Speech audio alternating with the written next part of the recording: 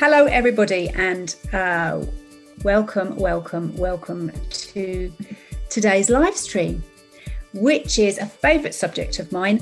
It's all about your intuition. In fact, 3 ways that you can really fully develop your intuition, because it is the thing that differentiates you, if you listen, from the crowd. Now, we all should be, there's that word should. The best way to live is to lead in your own life from your own heart, using your intuitive guidance system. But it's often overrun, if you like, by our survival guidance system. And they tend to come and fight each other. This becomes inner conflict. And I want to just go through with you what intuition is, why we tend to ignore it, why it's underdeveloped in most of us. Well, in everybody, actually, because there's always more. You know, you can always refine your intuitive muscle a little bit more, and how it can be a game changer for you in terms of how you present yourself in your life, particularly if you have a business. It can differentiate you from the sea of competition, differentiate yourself from the crowd by being really super connected to your own inner voice. So let's just touch, shall we, on what intuition is. It tends to be an intangible subject, something that feels very big or very small, depending on where you are and how you use it. So intuition is that inner voice, or inner knowing, or inner sight that shows you something beyond what you see in your physical world. It's the way that you interpret the energetic field that you find yourself with. And intuition isn't limited by the logical, isn't limited like the logical mind. It can track, it's part of your creative brain, the right side of your brain, and it can track many things at one time. And doesn't accept time in a linear fashion. Intuition, your intuitive self understands everything about you, where you've been, where you've come from, and where you're going. It is deeply connected to your higher truth, your higher mind, your higher intelligence, and it comes through in all sorts of different ways. Now, intuition is not your gut feeling. Your gut feeling is connected to your logical brain, your survival system, and it is based on your past experiences, where intuition is going to be interpreting the energetic field and guiding you on the process of your path as you go forwards. It's the little voice that you often ignore that says, you can do it. I know this is illogical. Give it a try. And it's the voice that you often argue with. I know I do. So why do we argue with our intuitive self? Why do we not value it in the same way that we're taught to value our gut feeling? You know, everyone says, trust your gut, trust your gut. And your gut feeling will come up when you are about to change and do something. And it's a warning system. Your logical brain, your survival network does not like change, whereas your intuitive self is all about change. It's going to show you, if you are observant, if you witness yourself in your life, it's going to show you the next step. It's ahead of you in this game we play. And it is the part of you that it is best to follow, because it will lead you exactly where you need to go in order to achieve what you want to. Now, we're not taught that intuition is anything valuable in our society. It's called a sixth sense. Therefore, an afterthought, because scientifically we have 5 senses. So what's this sixth sense? Well, it's the magical part of you that differentiates your whole life and makes you an individual. It's also prevalent in women, although men have it too massively, but women in particular know to use it more so than men. They're less logical in their thinking, and therefore women are so sensitive. And you see, it's used in a kind of derogatory nature because it's intangible, because it can't be measured, and therefore doesn't have a container. Your intuitive self is vast, and the guidance that it gives you or sends you happens all of the time, whether or not you're fully conscious. Why can we always develop it, and how can we do that? And why would you want to if it's going to make you sensitive? Well, your intuition is working with you anyway. Often you probably don't notice, except in hindsight. I had a feeling that was going to happen. Or when the phone rings and you think, oh gosh, I was just thinking about you. And this is all part of being an energetic being and tuning into the energetic field. And that's your intuitive sense. Very much in the same way that we can all run, we can all sing, unless of course we have some sort of injury. If we want to improve our running, we have to practice. If we want to improve our singing, it's likely that we need to have lessons and practice. And this is the same thing with your intuitive muscle.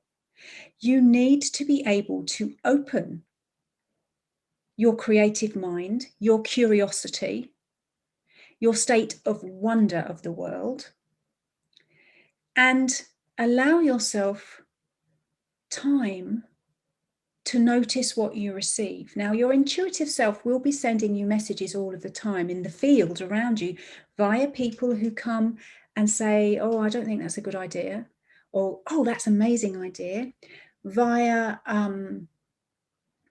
different things that happen to you in the world, serendipitous meetings or situations, or when you look outside and you see the sunlight and it piques something in you, some sort of gratitude. Or you look at the tree that I'm looking at now, actually in my garden, and think, wow, if only that tree could talk, what does the tree know? That is a state of curiosity and wonder. And for me, a tree is symbolic of reaching up into our intuition, into our intuitive self, but being very grounded in the earth and allowing that intuition to come down and doing something with it. Because it's all very well accessing your intuition, understanding that you're being guided from within, but unless you take action on that guidance, it's very pointless. Well, it's pointless. It's a moot point. Nothing is going to happen for you. Now, how do you grow that intuitive muscle? How do you get to a place where you practice? Well, this is absolute inner work. It means that you have to go down into your subconscious mind. Your subconscious mind holds all of the information that you've ever lived, and it keeps a level in your energy that it deems is safe, because it's very, very connected to your survival network. Within your subconscious mind is also your higher self, your potential, your possibility, and that's hidden behind your conditioning. Wherever you are in your spiritual path, even if you've done a lot of work on yourself, there will always still be more to dive into, to recognize about yourself, to acknowledge and love, and to reframe so that you can realize a little bit more of your own self and energy and potential and truth. And this all comes down to inner work, going into your unconscious mind, sitting with yourself, free writing and uncovering unconscious mind chatter that is going on in your life, the things that you believe, but you don't really believe. So everybody watching this, if you think to yourself right now, my intuitive guidance is good and I listen to it, I'm telling you now that will limit you if you think it's good and you listen to it, because you're giving yourself a container. What about turning it around and my intuitive guidance, how could that be better? How can that show me the next step? My intuitive guidance system is a wonderful thing. Let it show itself to me more. So you start to ask yourself open questions. And what will happen is that your conditioning, your subconscious, the conditioning within your subconscious mind will come up to counter those big open questions that evoke change and evoke thought and evoke you becoming something more. Another great question to ask yourself is, what do I need to change within my understanding of myself in order to open up to my intuitive self more easily? How can I do that more gracefully? You know, all of these very fine words that give you an idea of moving through life easily and effortlessly, in kind of sovereignty of your own energy, are the sort of questions you want to be asking yourself. And then build awareness of your conditioning, build awareness of the thoughts that you have. Oh, don't be so silly.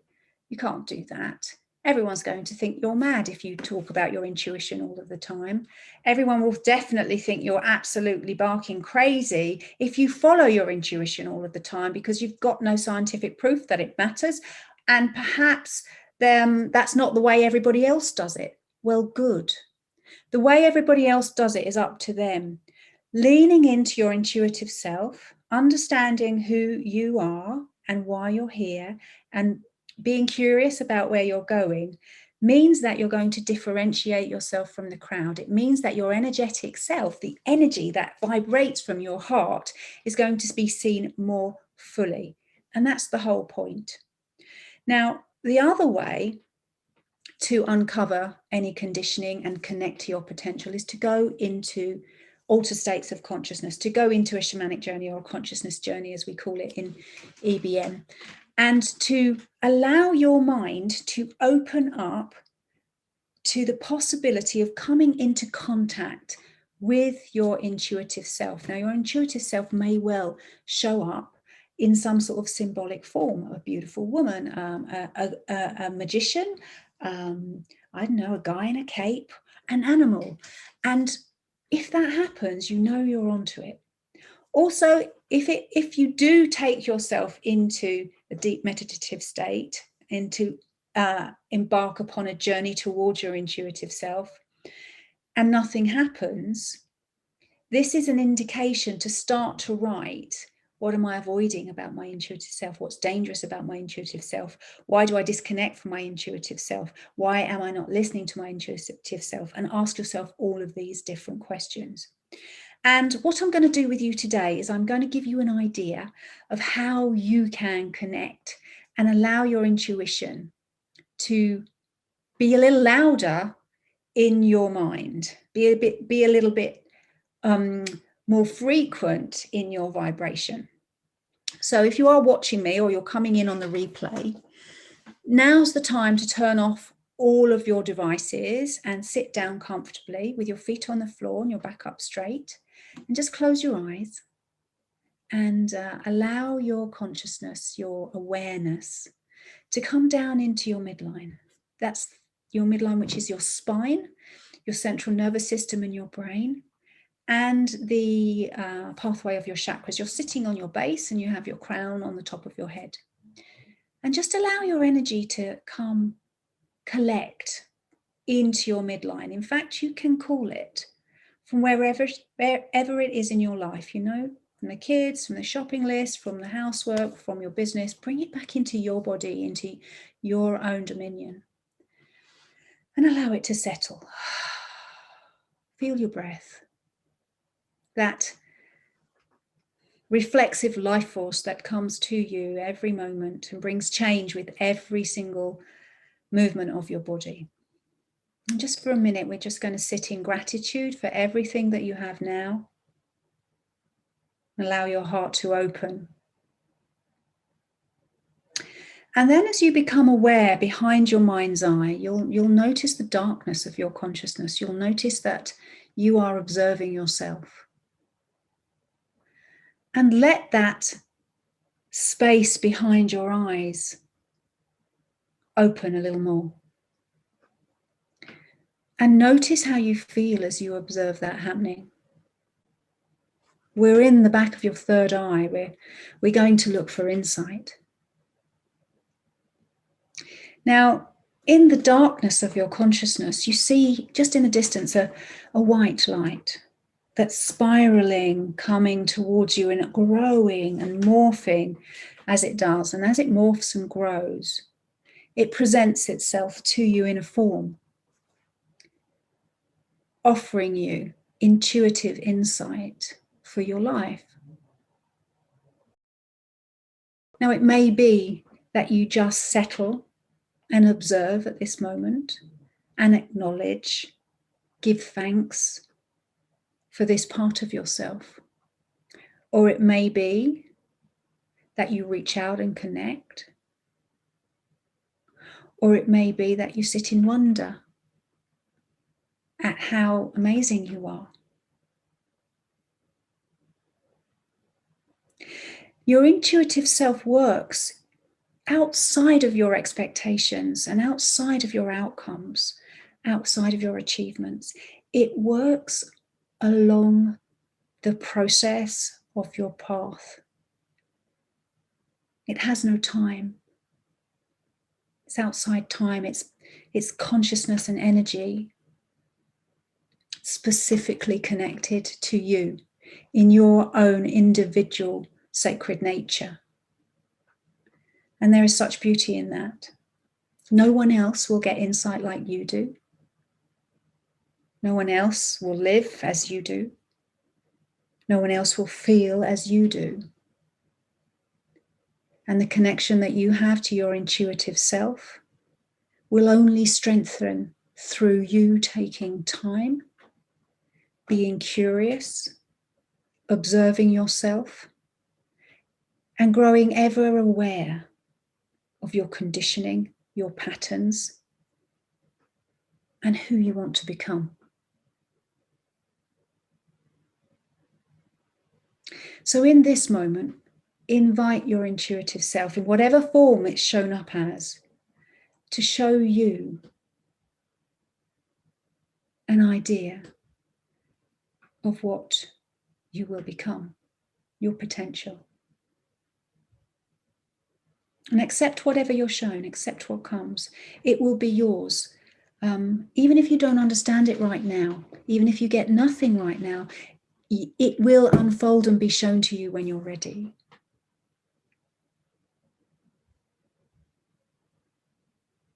And then invite your intuitive self to show you one thing that is holding you back from achieving the next step towards this idea of your becoming. Where do you need to lead yourself in your life in order to match the frequency of your future self? And again, accept whatever comes to you. Even if you don't quite understand it, it will be shown to you in good time. And even if nothing comes, sit in gratitude for the question you've asked, with certainty that you'll get an answer in exactly the right time. Maybe in dream time, maybe somebody will come towards you and tell you something, or maybe you'll notice something in nature or on the news or in a piece of music. Something will come to you. And all of these things will be your intuitive guidance system working with you. So right now, we're just going to give thanks for the energy that's shown itself. And very softly and slowly, the vision of the intuitive self that's come through today will move back into your consciousness, but you can come back here whenever you want to and connect with it.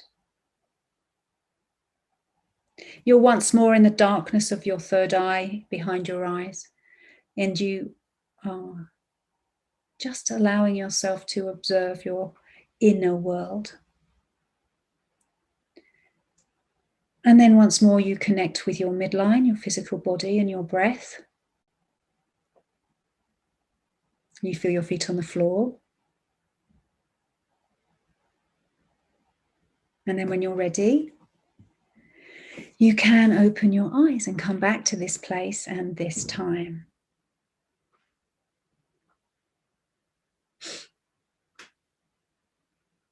And when you're ready, let me know how you got on in the comments, what came through for you. If there's something symbolic that you want interpreting, just put it in the comments and I'll come back and reply to you at the end.